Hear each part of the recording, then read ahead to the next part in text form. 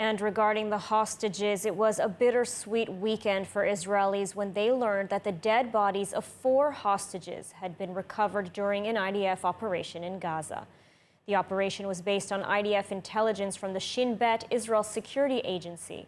There are still 128 hostages being held in Gaza by Hamas. More on this from ILTV's Rachel Safdie. Hi, I'm reporting here from the Hostages Square in Tel Aviv. As we have some latest updates, the IDF has recovered the bodies of 4 hostages that were being held by Hamas in captivity in Gaza. This comes as the UN Security Council has just held their first ever session on the hostages since October 7th. Here's my full report. The IDF has recovered the bodies of hostages Itzhak Gellerenter, Amit Buskila, Shani Luke, and Ron Binyamin in Gaza. The military announced over the weekend that soldiers recovered the bodies of the hostages as intensive fighting raged there between Israeli forces and Hamas.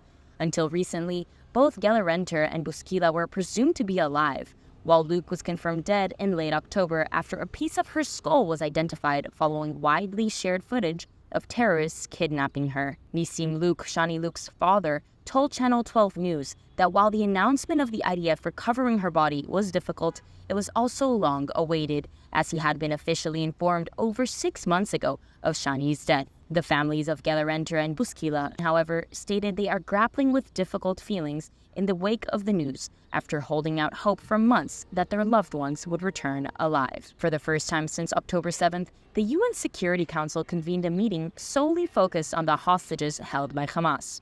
U.S. Ambassador Linda Thomas-Greenfield emphasized the demand to bring these hostages representing 20 countries safely home, while emotions ran high as South Korea's deputy ambassador choked up while speaking of hostage Hersh Goldberg Polin.